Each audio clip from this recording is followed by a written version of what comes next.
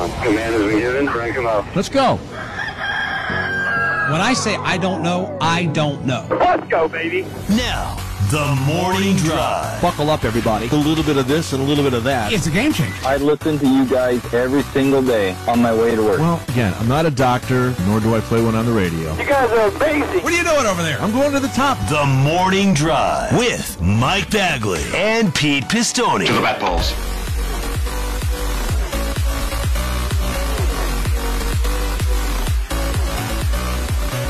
Sirius XM NASCAR Radio Channel 90 live and on the air for this Thursday, May 25th, 2023. Mike Bagley here in Del Marvelous Studio 1D. We've got Pistol Pete Pistone in the Paisan Palace in Chicago. Sammy and Melvin are with us today as well. We welcome each and every one of you to this Thursday morning. Happy Friday Eve to you, Triple P. Good morning, Bagman. Good morning, everybody. Happy Friday Eve to one and all, closer to the Memorial Day weekend. And we actually should play that Tina Turner drop on Friday shows, right? Because those are the ones that start out easy and then they end up rough with Monday headlines today. Easy. But then we're going to do the finish. Rough. And if you missed the news yesterday, we lost Tina Turner at the age of 83. When I got that news, well, I got a lot of text messages. A lot of friends were like, we lost Miss Tina. We lost the Queen. We lost Anna Mae. I'm like, no. I was a big Tina Turner fan. Huge Tina Turner fan. And hated to get the news yesterday that we lost her. Wow, Yeah. another icon. Man. Another icon. I was going to say, another music icon. A couple of things. One, I didn't realize she was 83. So, sad to lose her. And secondly, didn't realize she lived in Scotland, right? Switzerland. That's why I didn't realize she lived in Scotland, because she was in She lived in Switzerland. Switzerland for decades. Yeah, I did not know that. I I did not know that. randomly read that on her Wikipedia one time. I was like, Swiss? She's a Swiss Miss. Look at her go. Yeah, she was. Well, no taxes. Listen, smart woman. There's so many old videos that they kept showing of her yesterday. Yeah. And I know this is, was she the one, that person that had her legs insured? Was that the Yes. That's her. Lloyd's of London insured her legs. I didn't really understand that until I saw some of those videos and was just like, okay, I could see why they would insure those things. Wasn't she in an advertising campaign for Hanes? Hanes. Yeah, one of those. It was Hanes, and they were spotlighting her legs. Mm-hmm. Yeah. She was just like an athlete on the stage, because with how well she just had so much energy watching these videos and dancing around and stuff like that and singing with so much passion and stuff. Yeah. She was an inspiration to so many, and especially ladies like herself that were in abusive relationships, and she was able to break free of that. And then look what became of her and her professional career. Ike put her through hell. And when they got divorced, I mean, she left Ike with 36 cents in her pocket. That's it. That's all she had. That's it. No clothes, nothing. 36 cents in her and a gas card. And finally, when they got to divorce court, they were fighting over this and that and this and that. And she says, all I want is my name. Just give me my name. Because her born name was Anna Mae Bullock. And then Tina is the name that Ike gave her for the Ike and Tina Turner Review. And she walked away from that divorce with nothing but her name. And then that set forth other wheels in motion. Proud Mary, keep on turning. And look where her career took off after she parted company with Ike. She was a classy lady. I loved Tina Turner. Great music. Loved her music. Saw a lot of YouTube videos yesterday, to Sammy's point. She was on a lot of stuff. I saw one with her and Cher on the old Sonny and Cher Variety Hour. And then I saw one with her and Flip Wilson, where Flip Wilson played Geraldine. Remember the character he had? And dancing. So, yeah, that's sad. Sadly, we're losing, unfortunately, a lot of icons these days on the music side of things. But rest in peace, Tina Turner, for sure. What else happened yesterday after we had some bad news there, Baggy? How'd you spend your Wednesday? Well, I had to go getting some things buttoned up. I was doing a lot of errands. The weather's been nice here this week, so it's been nice to get outside and, kind of spend more time outdoors. Had a very interesting exchange. I had to go to Food Line yesterday, and I was checking out, and there was a lady behind the register. Then there was a lady behind me in line, and the whole conversation of Memorial Day got brought up. And I don't know what, I wasn't really paying that close of attention to remember how the conversation started. But anyway, the lady behind me told the lady behind the cash register that, everybody wants to lump everyone together for this holiday, but that's not the way it should be. And the lady was kind of like, what are you talking about? And the lady says, you'll hear people say, we're thankful for all who served. And they'll say that on Memorial Day, but Memorial Day weekend and Memorial Day on Monday is for those military service people who fell while actively serving, like those that perished in war. Right. She says, we have Veterans Day in November to remember everybody that served, especially those that are or have, but are still living, and even those that fell. But to lump everybody together, and the lady says, she says, I'm not being smart. That's why they call it Memorial Day. How are you going to celebrate Memorial Day for someone who's still living? She's absolutely right. A lot of people lump that in. It was a very interesting conversation. But yeah, what we're about to do this weekend is for those that fell in battle, those that lost their life while fighting for our freedoms. But I think a lot of times people lump everyone in. I don't know if it's because we're afraid we're going to leave somebody out, but in my opinion, it's okay to leave active folks out or living folks out, because this is where we remember those who aren't with us, who fell during war or times of peril or conflict. Yeah. Well, don't forget the meaning of what we're doing on Monday. I agree with you on that. And that's why in the Coke 600, with the drivers carrying names of fallen soldiers and all that Charlotte Motor Speedway does, it's a very moving tribute for sure. So look forward to that. I think it's also when we come down at halfway and we stop the race for a moment of silence and then fire them back up and keep on rolling.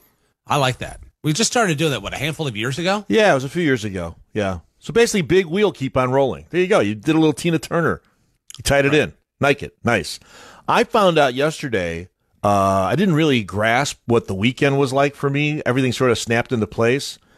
Got a busier weekend than I thought we did, which is okay. I mean, we got a lot going on. We got this coming weekend? This coming weekend. It's like the only day that I don't have anything socially, which I'm not complaining, is Sunday, which I said do not schedule anything. Because I'll be watching races, I'll be doing the fantasy show, be watching the Coke 600 at night. But other than that, the weather's supposed to be really good. So there's a little golf, there's some dinners, we're going to have a barbecue here on Monday and all that. So it all kind of snapped into place. And hopefully the weather will cooperate, because yesterday, it got a little chilly yesterday. It was weird. The winds shifted. I was out in the backyard. Do you guys, what I had a hard time finding, and I don't know why? Scotchgard. Scotchgard. The stuff that you spray, like I spray the cushions in the backyard with Scotchgard, so that way when it rains, the water beads up and it rolls off. I couldn't find it yesterday to save my life. You do that already with outdoor furniture? I have to do it every year. You just reapply it. Because I've had patio furniture where that's already in and I don't have to put anything on it. It just happens. Some have it, some don't. And so I reapply it on a couple. I couldn't find it yet. I went to Amazon. They said we could have it to you by June 9th. June 9th? Where's it coming from? Switzerland? It's coming from Scotland because it's Scotchgard.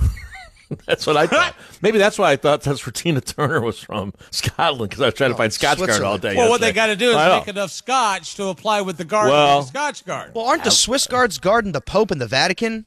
Isn't that what that is? Listen, all I want is to keep my cushions dry. I don't care where it comes from. That's all I care about. So I finally found some, and so I'll reapply that sometime this afternoon. I have to take my mom to a doctor's appointment. They did the Swiss guard protects the Pope. Like, I don't understand that. Like, how do you feel about Swiss chard? It's got a bitter. Huh?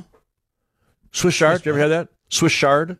What is it? It's kind of like a lettucey, cabbagey kind of combo platter thing. Oh yeah. I always thought it was called chard. Swiss chard. Maybe I'm massaging the CH. Chard sounds a lot better than chard. Swiss chard. No, it's Swiss chard. It's not Swiss chard. Swiss chard would be you put it on the grill. It's Swiss chard. Can you have charred chard? You could. Only if you're a rural juror. All right, this is headed for peril right here. So for the Monday grilling spectacular here, since I'm in charge, we're gonna have a few people over. Do you guys have a place called Wild Fork around where you live? Oh, well, remember, I used to tell you that we had one in Fort Lauderdale. Oh, that's right. Spectacular. Yeah. Spectacular. I love it. We don't have them here. I went on their website to look at some of the options. Boys.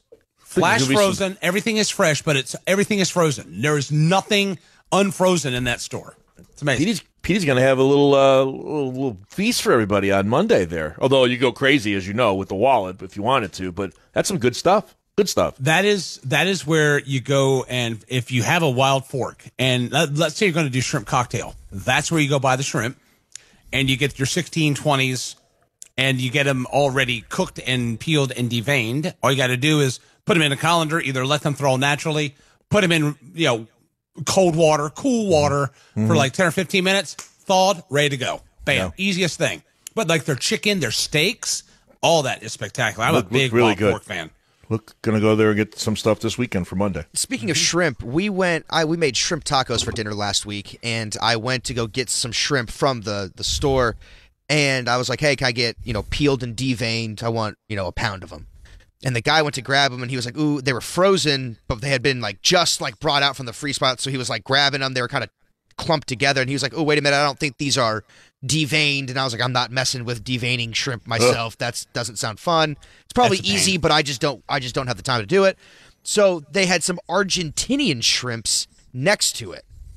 And never heard of Argentinian shrimp. They were sweeter and not as good. I just didn't know if you guys they were more they looked like the cocktail shrimp, but they weren't pre-cooked. You still had to cook them and stuff. But they were a little pinker, had some red lines in them and stuff. Not very good. So if you guys ever are, thinking about having some shrimp, I would go with just the regular ones, Gulf shrimp or whatever. Don't tiger shrimp. Or maybe don't. Those Argentinians know how to play soccer. I don't know about shrimp though, unfortunately. well, they're always crying out not to be cried for. Exactly. They did do some crying when I put them in the oven, so. Don't cry for me, Argentinian shrimp. Speaking of shrimp cocktails, obviously there's a lot of media people in Indianapolis this week for the 500. I saw some obligatory photos yesterday on social media. Folks enjoying the shrimp cocktail at St. Elmo. Salud. Right. And the old sinus flush that goes along with that. Absolutely. What they look like, the one picture, I forgot who put it up there. I like, is there shrimp in that bowl? It was so covered in the sauce. I didn't see it. It is good. Oh, it's awesome. People always take a picture of the pagoda at Indianapolis Motor Speedway. Mm-hmm. Is that like what is, going into a NASCAR race, what would be the NASCAR version of I got to take a picture of, I mean, obviously you go to Indianapolis for a NASCAR race, you take a picture of the pagoda, but that just, is there the stereotypical, I feel like Miles the Monster, not as big as the Indianapolis Motor Speedway pagoda, but if you took a picture of Miles, you're like, oh, Dover Speedway, that's what I'm looking at right there. That's a good one. That's a great question, because if you took the picture without the IMS logo showing, and if you took a picture of that and posted that online and asked people to identify where that is or what that is, to me, that is something you don't even need the name for. When you see it, you know exactly what that is. Right. That's I mean, you had the World Center of Racing on front of the new tower. See, to me, the old tower at Daytona, you knew when you saw a picture of that what that was. This, you obviously have it emblazoned on it, but I don't know of anything else where you take a picture. I think if without the name of the venue being in it, unless you, maybe Azaleas and you think of the Masters, but if you took the Daytona, not the logo, but just Daytona off of the speedway with and you just had the flags with the checkered flag in the back. You know what I mean? I think people would be able to obviously tell it's a racetrack, but that's a pretty iconic but up a on landmark, the press box area. Yeah, that's a good one. About a landmark though. Miles the Monster is a good one. I know. What if you took an aerial shot of that Pocono thing? Oh, will you stop? My God. You got the thing of Coda now too, where they go real high, but I don't know how many people know. Yeah, I don't know how many people know that Coda, necessarily too. I don't know. It's just something I was kind of thinking about there. Interesting, very interesting, and maybe that's something fans should or tracks should do. Maybe if you to put something very unique to that area and kind of like a pagoda type thing. I'm not saying build a pagoda, but something like that. Yeah. Well, the Chicago Street Circuit race, Buckingham Fountain, basically is the start-finish line. That kind of tells you where you are when you see that. But I mean, like it'd be like the Ivy at Wrigley Field, yeah. or the Green Monster at Fenway. Shoot, you could even put that hill at the old where was it Houston where they used to play at Tales Hill. Yeah, they took that out. The hill in the middle of center field. I know where that is. Yeah. What about Monument Hill outside of turns 1 and 2 at Phoenix? I mean, if you took a picture of that with the track in the background, you know exactly what that is. You don't need any writing on that. Well, we would. Yeah. I don't know about the rest of the world, but interesting. That view is iconic. I mean, that's one of their things with the cactuses and all that. Oh, yeah. But that pagoda, I mean, it's hard to beat that. I mean, and that's obviously been renovated over the years, but yeah, it's a magnificent structure. It really is. Very cool. I've never been up in that pagoda. I've been inside on the bottom level, but I've never gone up. And I've never been to race control at Indy. I've never been in the TV booths or anything like that up there. Yeah. I mean, I can go, but I've just never been. Well, that media center is unbelievable. I mean, literally, it's larger than my first apartment when I got out of college. I mean, that's how big that place is. It's unreal. Pete, it's like half of it's like the men's and women's department at Dillard's. It's like you could literally have like a quarter of a department store in that media center, and that's just the deadline room. Yeah. And then you go down to the cafeteria, and God love them.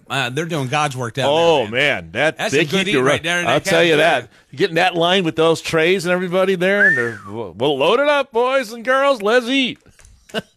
I had to ask this one lady, hey, what's going on with those short thumbs over there? Come on, let's get to turning. Let's go. Let's have another spoonful of that. Don't be trying to ration. No. And then, of course, heck with them. the years that we would be there and we'd be doing the show from the last row in the media center, and I always felt like I was bugging everybody because you and I bang it up. You know, it's like you guys are trying to write their stories and things like that. But hey, that's where you put us. Dr. Pepper in the spigots, and that's why I love that place. Like they had Dr. Pepper on tap.